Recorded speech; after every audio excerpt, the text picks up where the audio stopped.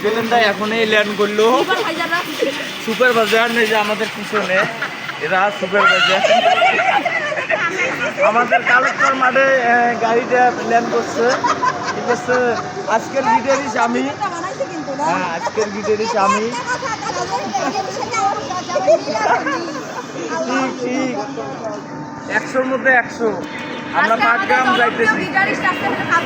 হ্যাঁ হ্যাঁ, কিবোর্ড বাজাবে আর এক ছোট কাজও। তারপরে আমাদের লিড গিটার বই, আমাদের লিড গিটার হয়েছে পিছনে। মাঝখান দেখা হয়েছে মাঠে।